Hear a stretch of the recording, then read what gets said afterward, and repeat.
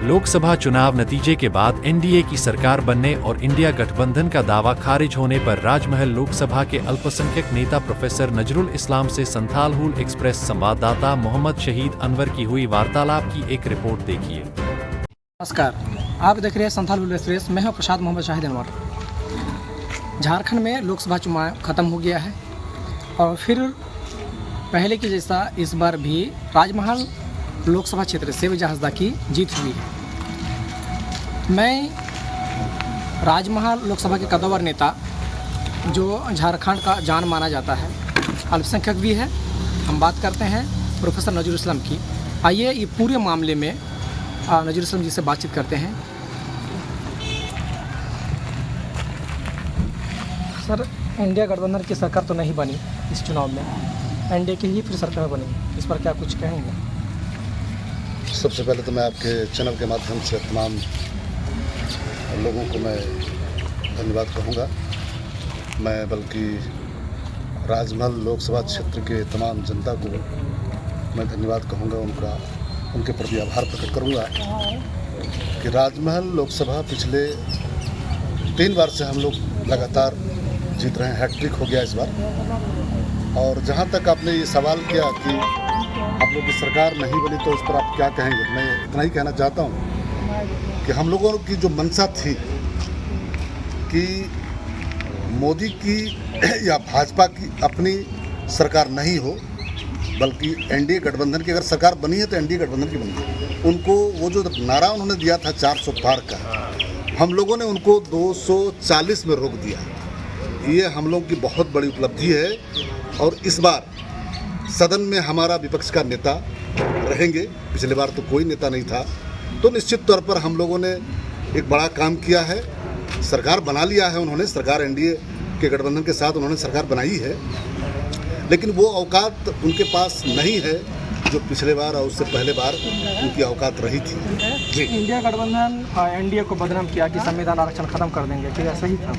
ना, बिल्कुल आपने सही सवाल किया है कि यदि उनकी वो मंशा जो उन्होंने नारा दिया था कि 400 पार हम लाएंगे और अपनी सरकार बनाएंगे, तो अगर उनका 400 पार का ही नारा कहीं न कहीं यदि सच होता दिखता, तो जिस तरह से उन्होंने 370 को ख़त्म किया, जिस तरह से उन्होंने 35 को ख़त्म किया, जिस तरह से उन्होंने एनआरसी लगाया, एनआरपी लगाया, उसी तरह से वो यूसीसी लगाया।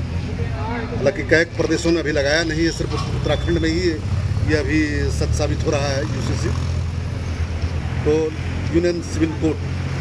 तो निश्चित तौर पर ये बात बहुत साफ है कि यदि उनकी अपनी सरकार बनती तो जो एसटी एससी ओबीसी का जो आरक्षण था वो खत्म हो जाता।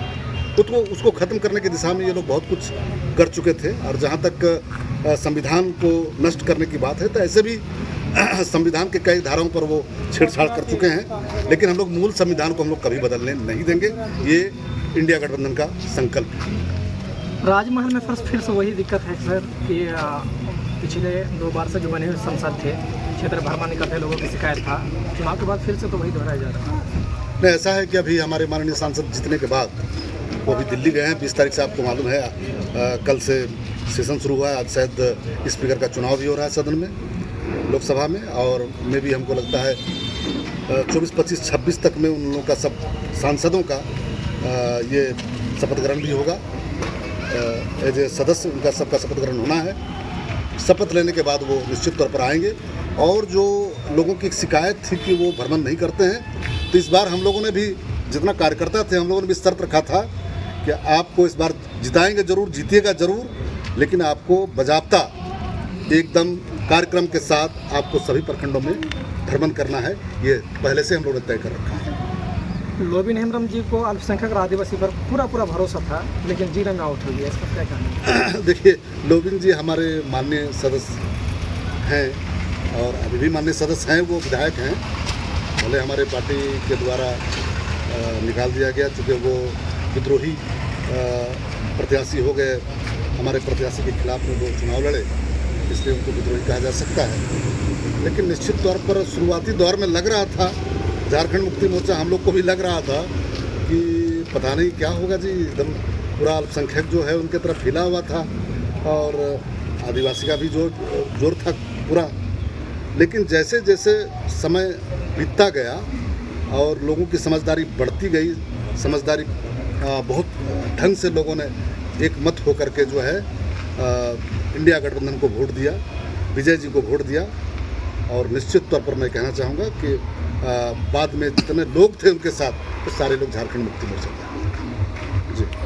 उद्धव से लगभग 56,500 की वोट जहाँ सब इस पर गया है, तो इसका नेतृत्व उद्धव से क्या करेंगे, फिर क्या करेंगे या फिर दूसरे लोगों को इसका नेतृत्व? नहीं, ऐसा नहीं है, क्योंकि उद्धव राजमहल विधानसभा इस बार की सबसे बड़ी हम लोग की उपलब्धि ये रही कि हम लोग 1995 से मैं खुद चुनाव लड़ रहा हूँ विधानसभा में, और 1995, 2000, 2005, 2010, 9 जो भी कहिए आप, उसका लगातार अभी तक हम लोगों ने राजमहल विधानसभा कभी नहीं जीता। झारखंड मुक्ति मोर्चा हमेशा राजमहल विधानसभा में भाजपा से पीछे रहा था। लेकिन इस बार हम लोग की ये बड़ी उपलब्धि है, इस बात के लिए हमको बहुत खुशी है कि इस बार एक मुश्त वोट हम लोग को अल्पसंख्यक का मिला यहाँ से, और हम लोगों ने राजमहल विधानसभा में 3,500 के आसपास से हम लोग यहाँ से भी लीड किए। और बाकी 5 विधानसभा जो थे, पाकुड़ से बहुत ज़्यादा लीड किया हम लोग, 76,000 से लीड किए। हम लोगों ने लिट्टीपाड़ा में लगभग 31,000 से लीड किया। हम लोगों ने महेशपुर से 42,000 में लीड किया। हम लोगों ने बोरियो में 4,500 से लीड किया। 6 विधानसभा में हम लोग लीड किए हैं, और इसीलिए हम लोग 1,78,000 समथिंग वोट से हम लोग लोगों ने आप पर विश्वास किया, लेकिन लोगों की समस्या के लिए आप क्या करेंगे? निश्चित तौर पर हम लोग मिल बैठ करके बात करेंगे, और ख़ास करके हमारे माननीय सांसद को हम लोग बार बार ये कहेंगे, क्योंकि हम लोग उम्र में तो उनसे सीनियर हैं, लेकिन वो हमारे पार्टी के सांसद हैं, इसलिए उनको बहुत बड़ी जगह मिली है। तो उनको हम लोग बार बार हम लोग कहेंगे इस बात के लिए कि भाई आप जो है लोगों की उम्मीदों पर खरा उतरें जी। हमने महोदय से बात की है, का कहना है कि हमने जब लोग ने हम पर भरोसा किया है, जिताया है, तो क्षेत्र में लोगों के लिए काम करेंगे, इसके लिए संसद से बातचीत रखेंगे।